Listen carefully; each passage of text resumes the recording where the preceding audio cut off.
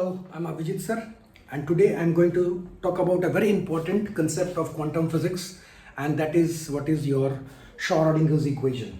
Okay, so to do so, what we are going to do is we are going to basically derive that particular equation, right? Now, this is related to a quantum physics, right? And quantum physics is something very different than the physical physics, okay? Where the physical physics is governed by the Newtonian's law, okay? But not in this case, right? Whenever you talk of a quantum physics, we are talking about the main parameter, which is called the wavelength of it, okay? So each and every body emits certain amount of a wavelength. That might be very small or that might be very large. But in case of a very small microparticles, these wavelengths, lambda, needs to be studied, okay? These lambdas are high enough to be analyzed, okay? So what happens is, de Broglie's told us about this lambda.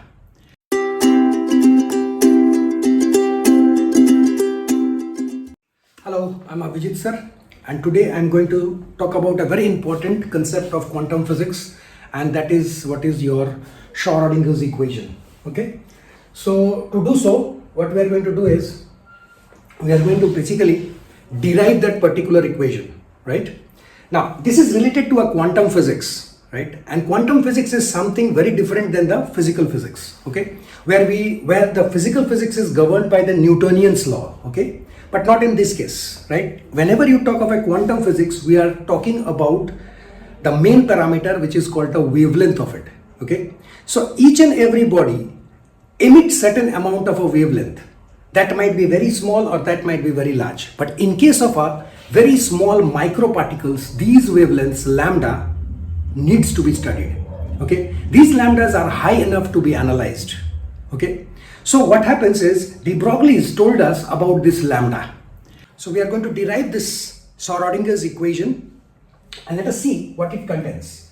Now, first of all, before going into that, I want to just tell you about a function called a wave function. So what do you mean by a wave function, right? So the wave function is represented by a psi, pronounce it as psi, psi, and this psi is a work function, and that is, it contains two variables in it. One is x, that is the position, and another one is time t. Now what is this? What it tells? For a particular wave, it basically tells you the nature of that particular lambda that is coming out, okay? So all the properties of that particular nanoparticle, right, which generates lambda, right, and that lambda can be calculated with the de Broglie's, okay? So that can be what very easily analyzed. I'll not say easily, but it can be analyzed with the help of your wave function. For example, the velocity, the momentum, the kinetic energy, all these properties are present in this wave function, which is a function of time as well as the position of the, right? So the time keeps on changing and the position keeps on changing. There are two variables, and when you know in a mathematics, when you have two variables, you need to perform a partial derivative. So I am going to use this symbol, right? This is the representation of a partial derivative, and whenever you use this symbol, it indicates you have got more than one variable. If it has got single variable, then we use this convention. So remember this point, okay? Remember this point, and this here it is important for us. It is not important for us for now. It is important. This one is important for us because it has got two variables in it, right? One is called an x, another one is called a t. So this is the basic introduction of your time function, okay? And that is your wave function, sorry, not the time function, the wave function. So this wave function is related with the how, right? How it is being related. Now you say, if there is a wave, right, there has to be a wave equation also, right? That is the main concern part. And this thing was asked just, you can say, 100 years ago to the scientist whose equation we are going to see now, Schrodinger, and the various scientists asked him, if this is a wave, quantum physics is related with wave, then it should also have an equation, right? And therefore, this person generated what?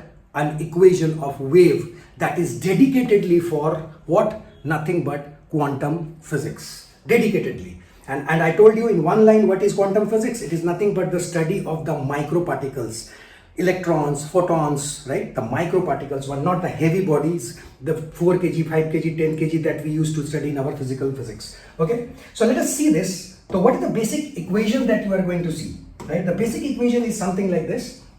So definitely we are going to use the Planck's, and we are also going to use the Planck's Einstein. Along with that, we are going to use your de Broglie's. So these three will come into picture, and what he did is he generated an equation called a wave equation, and what it is, and it is nothing but, it's called an edge cut. I will explain you what is this, okay?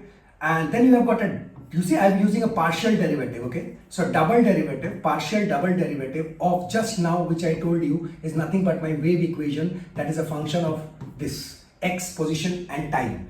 And with that divided by, you are going to get 2m with a negative sign, right? So this is the first part of the equation. Remember, this is an energy. This is an energy. We are going to talk at the last, right? Once we have completed the derivation, we are going to say what is this, okay? And then the next term is the potential energy, V. And that is again a function of x and t. And then again you write the wave function, so that is xt. And this is equated with another an energy, right? This is once more an energy. All the three terms actually energy. And therefore this equation is also sometimes called energy equation, okay? So what happens over here is, just have a look. In the right hand side, what you get, it is h cut I. So I remember it as hi, hi, right? Just a way of remembering the thing, okay? And then you have got this xi, x of t, single derivative of time. Now, single derivative of time. Now look at this. This is a double derivative of displacement. So on the left hand side, you have got a double derivative of displacement, whereas on the right hand side, you have got a single derivative of time. So this is what is called a Schrodinger's equation, and now we are going to derive this. Now this is our aim now, how to derive this thing. Okay, so let us start with this. So as I told you, it will involve two parameters. Okay, so what are these? Now let me tell you. Now if you see this equation, so if you look at this equation, so this is what we are studying, sir, general physics, okay, quantum physics, and this is the equation. I wrote it, just we have discussed that. Okay, here comes the concept of wave function, right? So I told you it has the property of giving wave characteristics. So what are the properties it can give? Just now I have told you, it's about the position, velocity, momentum, energy, all the properties that a wave has. So that is what is called, this is what is called a, what? Nothing but a wave function. Very important for us. And what about this equation? Now before going into this equation, here are some of the properties of this equation. The first property is, it is a time dependent. So with respect to time, it keeps on changing because waves do change with respect to time. Then it is a second order, and this wave equation is also compared with the Newtonian, and Newtonian have, if you remember, force is equal to mass into acceleration, and this is also your double derivative of what? Nothing but your time. So this is also a second order differential equation. This is also a second order differential equation, and therefore you see somewhat justifies. This is used in our physical physics. Earlier we used to use this. Now we are going to use this one for a quantum physics. Okay, so this is a second order differential equation. It's an energy equation. So last step I tell you, I will come back to this, and it is a one dimensional. Now what is it? Why it is one dimensional? If you see very carefully, position, as far as the position is concerned, your position may be towards x, maybe towards y, towards z only. When you use only, it is one dimensional. But if you say the position is with respect to x and y, it uses both the axes x and y, then in that case it will be two dimensional. And then so on, your third dimension. But here we are going to consider, to make it simplified, I am going to consider what? Nothing but only the direction, and that is what is your x direction. So I have represented this x. You can replace this x with a y, z, right? Whatever you want, but it has to be one dimension. So this is a one dimensional double derivative second order equation, that is. Okay, so this is the first part of it, wave function. Now what we are going to use, again I am repeatedly telling you, I am going to use two things, right? The first one is, write down please. As I told you, right, this is a quantum general physics, and this is what is your quantum physics. I told you one governed by the Newtonian and governed by your Schrodinger's equation, and that is what is your SE. Deals with the microparticle, and this deals with a macroparticle for the larger bodies. I told you about the mass 10 kg, 2 kg, 5 kg and so on, but not in quantum physics. Now next step, what we are going to see is this, some of the examples that you are going to see, how we consider it. This is not a part of it, just listen to me. Any wave function, right? Any wave function. Till now we have dealt with the, like for example, electromagnetic wave, for example. So earlier we have seen this, This is the expression of your any electromagnetic wave, and from here you calculate the the partial derivative equations, and you get your solution as this. So the solution looks something like this, and general equation may be written in this way. So this E naught, we say this as an amplitude. Okay, so whenever you draw a graph, suppose you draw a graph, so this becomes your amplitude. It's all right, but what happens to sound? In case of sound, it propagates like, if you remember, it is a rarefaction and compression that takes place. So there is no amplitude. How can you express this A then? E naught, all right sir, maximum amplitude. So this is my E naught, no problem. But what about this A? In case of a sound. So in case of a sound, we find there is a pressure difference, right? So there's a difference of pressure between them, and we cannot say their amplitude. But in general terms, we do say this A as an amplitude. But if you go inside, it is not justified correctly, right? But this is part of it, okay? The main concern part is, you just remember this is nothing but an amplitude, okay? There's an exception of sound, I told you.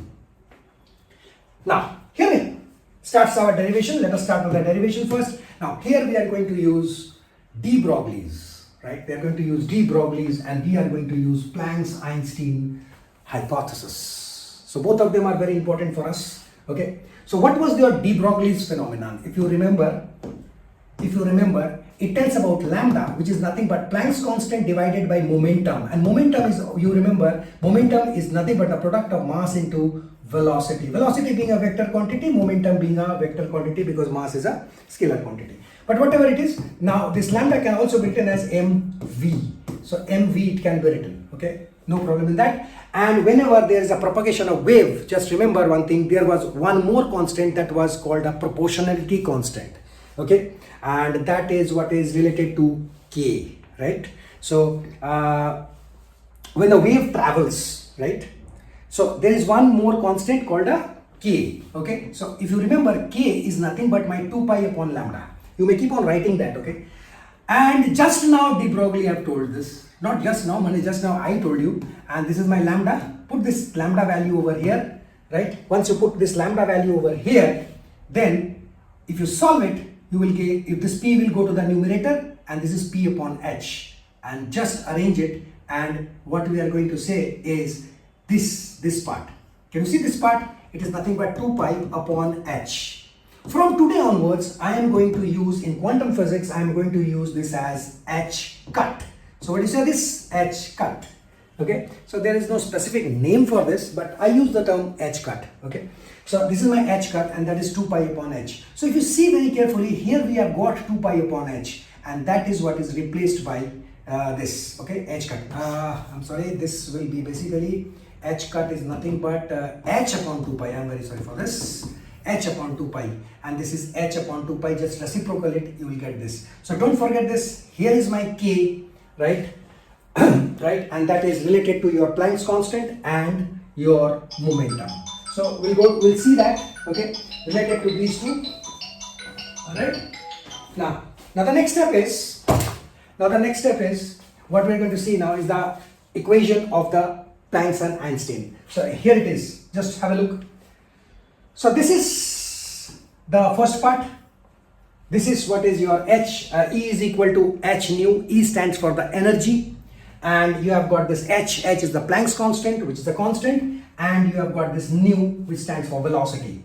So what I will do in this equation is I will multiply 2 pi on numerator and denominator. An interesting thing happens. You take this 2 pi with the frequency, and 2 pi with this h. So just now we have seen this. So this can be very easily replaced with h cut, and 2 pi f is nothing but my omega. And therefore, have a look, and I can get my value of omega from here. Have a look. So this is what my omega is, E upon h cut. Okay. So two very important concept comes into picture, relating your energy, your Planck's constant, momentum, and the propagation constant of the wave. Okay, so these are very important parameters, and don't forget the aim. The aim is to show the world, his aim was to show the world, yes, we have an equation in quantum physics, a wave equation in quantum physics. So we are interested in deriving that wave equation, right? So let us see that. Next part is, as I told you, let us consider the energies, because we have got energies, right? The equation basically that equation is also called an energy equation, okay? So let us use that energy, and I know total energy is nothing but your kinetic energy and potential energy, and therefore we add them up. Now the next step, third step, so we are going to see the third step, and that is your total energy. Now this will be a very important equation for us. Please have a look. This is a kinetic energy, potential energy, simple expression, kinetic energy half mv square. Now half mv square. Now let us try to relate it with momentum. I know momentum is nothing but the product of mass into velocity. And if you see over here, I have got only a single mass over here. So let us introduce one more mass and make it square. And therefore I need one more mass in the denominator also. This becomes my p square. So this is half p square upon m. So this is what is my kinetic energy again. So here is my kinetic energy that can very easily be replaced by half p square by m. I have done that, right? Half p square by m, and v remains as it is. V remains as it is. So this is my equation, okay? And this is the third step, that is your total energy. It's over. But I want to just, for the derivative part, I just want to perform a simple mathematical analysis, and that is nothing but, let us multiply, hold on, let us multiply this e function with the very important parameter, the variable parameter that was called a wave function psi, okay? So if you multiply this equation with psi, this is my psi, let us multiply this equation with psi, and psi is a function of x and t, don't forget. And therefore, throughout this equation, you will find this, have a look, throughout you will find, you see, psi, psi, and psi. Let's mark it as equation 1, the first part of the operation, okay? So this is, right, the equation 1. So what will be my target now? My target now will be to let us find, right, let us find this part, let us find this part. This is already a constant term, right? So you can keep it as it is, or you can take common later on, that is a different issue. But now this two. So let us see that, how we are going to get that, right? How we are going to use this format, right? So let us see this. Okay. So don't forget, I want this and I want this. 1, 2. Okay. Now how? Let's come over here. Just now I told you what is the general equation of any wave, because we are interested in deriving the wave equation. So what is the wave equation? So general equation of a wave equation, write down please. And this is what is my wave equation, right? We have already discussed this one, okay? With the sound and all, just now I told you, okay? So this is my y. Now once this is y, right? Let us put the parameters which are involved in quantum physics. So what was involved in our quantum physics? Let's have a look, over here, look up, please. So this is a wave equation that I am using, already discussed. Now this is what is my, hold on. Now this is what is my k, look at the box. This is my omega, k omega. Now look up, sir, here it is, k omega, put it. And if you put it, sir, k omega, k is momentum upon h cross, cut, and this is omega, e upon what? Nothing but your h cut. Put it over there. Once you put it over there, now what happens? H cut can be very easily taken common. Like, look at this, look up this, please keep on writing if you want, right? Pause the video and keep on writing, right? And here I get px minus et. So p is the momentum, e is the energy, alright? So if you look at the equation of Schrodinger's, you will find there is a double derivative of the psi function. There is a double derivative of the psi function with respect to x, okay, with respect to x, and single derivative of the psi function with respect to time. Let's bring that. So we will differentiate this, right? Now, yeah, I want to show that.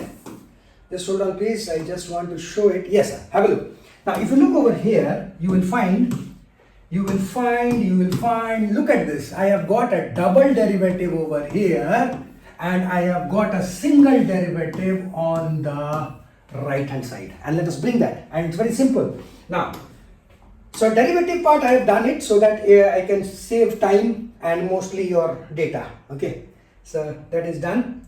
Now let's see. So I am writing the steps. So these steps will help you out. So the first step, I am going to differentiate with respect to x twice.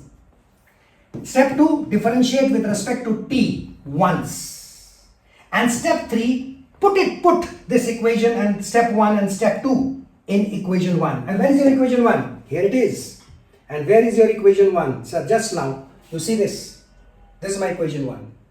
We have just done this. Okay. So this is my equation 1. Okay. Very nice. Then, so this is what is the steps. Okay. Now, let's put it. Let's put it. Now, if you put it over there and see this, step 1. Now look at this step 1. Now, if you go to the step 1, right, what will happen in case of step 1? Remember, double derivative of x. Have a look. So if you see this, see the steps. It's simple. It's very simple. Okay. One thing just I want to tell you, and that is, if you want to differentiate any constant, suppose you have got x over here, and this is my function y, and I want to differentiate this. It is as simple as this. You keep this as it is. The exponential powers and your e function will be exponential as it is. Whatever is connected to this x, might be positive, might be negative, might be positive, might be, that will come in the numerator multiplied with it. You can say the product, right? The product will come in. Okay, so it is as simple as this. So let's use that. And suppose I want to differentiate twice, then what happens? So I will differentiate this as twice, right? And I will differentiate this twice, and if I differentiate this twice, it is plus minus. What happens over here? A square, right? Because I am again the same thing I will write, and I will differentiate once again. Another a will come down because you are differentiating twice, and therefore it will become a square.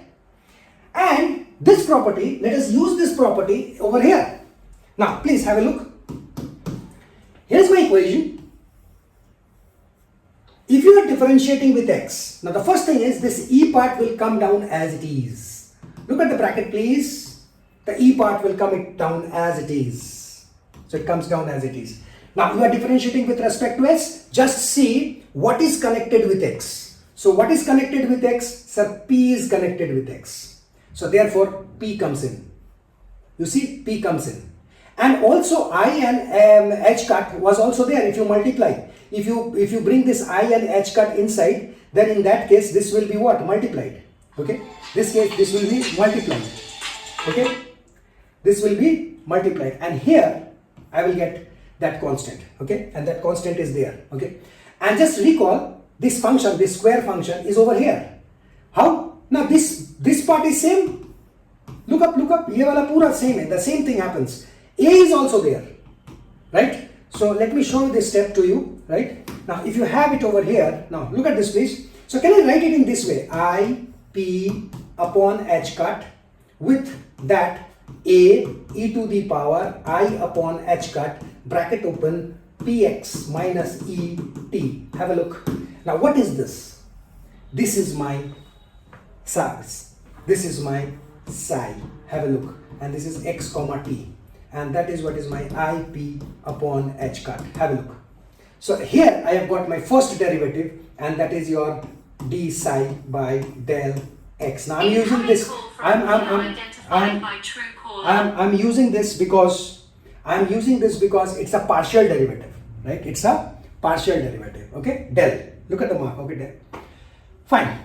So you can very easily come up over here, right? And I have taken this part. You see, I have done that. Okay. So you bring your p down, your h down, h cut down, e down, and once you differentiate again, this I, p and h will come down again. Look at this bracket, please.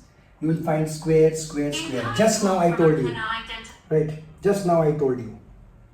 Got it? Got it? And therefore, this is the result.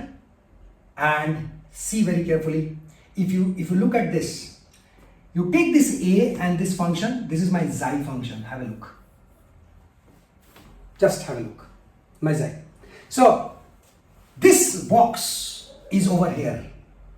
This part is here. This a part is over here, and therefore it is represented by xi xt, double derivative. Just a simple calculation I need to make. I want to just bring this h cut on the top, so I will bring cross multiply, and what I get, now look at this expression please, it is p square momentum square xi xt, xi x of that is a function of x and t. Now how relevant this is, have a look.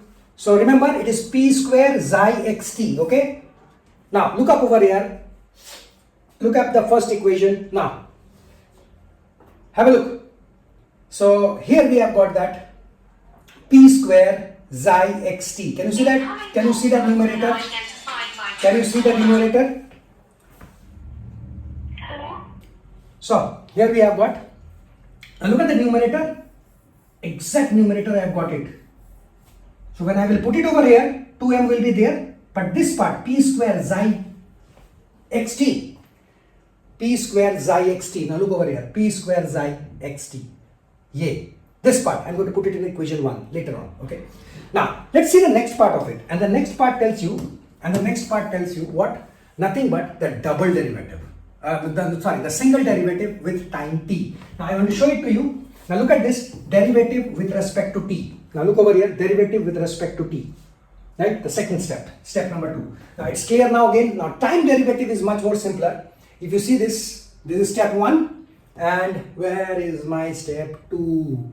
Now look up, please, have a look. It's simple now, it's a single derivative now, right? Look up please. So this was my xi function. Differentiate with respect to t, right? With respect to t. So I differentiate with respect to t. Now look up over here. Now what are the constant connected attached to t? So it's e now with a negative sign, and this I and h cut will come inside. So I will get what is attached with t? I, h cut, and e with t. So this everything is connected with a negative sign. It is connected. So entire this thing will come in the product form. So you can see that. You can see that with a negative sign. You can very clearly see that. And single derivative, partial derivative, negative sign, and same step. Again, what do we find? Take this a, it is there. Take this exponential function, it is there. So a and exponential function can be replaced with your xi of t. You can have a look. And I, e, and h cut, sir, with a negative sign is present here. With a negative sign present here. And what I need? I need e into xi xt, right? E xi xt. Good. And why I need this? And why I need this? You can see the step over here. And why I need this? And why I need this? Right here we have got this one. I need this, sir. E xi. E into xi. Remember? E into xi. Xt is a function. So e into xi. Sir, have a look. Sir. E into xi. xt, and here I've got just what? Simple cross multiplication, okay. So here we have got this one is this. Oh, okay, in this case you don't need even cross multiplication. The only thing that is required is e. So e, you bring this, you keep this e way over here, bring this I down. So if I have got one I over here, so what I do, sir, I multiply iota and iota on top and bottom, and I will get as I upon iota square, and that is minus I. So whenever you bring an iota from the denominator to the numerator, you need to insert a negative sign. And therefore, what happened is, this negative sign vanishes and becomes positive, okay? And therefore, you see this I, in the next step, what you find this vanishes, and e into xi will remain as it is. This h will go this side, it is there, and h will come down, but it will go up, making it positive. And you can see the result over here, and that is what is equation number 3. You may write it down, okay. And the last step, simple step, and the most simple step, I have got my first part and I have got my second part. You may have a look. So this is what is my equation number 3, just you can see above, and this is my equation number 2, right, which we derived earlier. Just put it and you are going to get the Schrodinger equation SE, right? So this part, the first part, if you recall, right, this was my energy, Okay, so this was my energy, the total energy we wrote, right? And then we have what we wrote, kinetic energy. And then the last step was your potential energy. So if you see this, this is nothing but the total energy is nothing but the kinetic energy and the potential energy of the wave. Okay, and this is again a second order equation, right? Earlier all the waves we already seen that those were second order. This is also a second order equation. Okay, right? So this is how we derive this, right? So, right, you write down all the points, pause the video and keep on writing down. Thank you.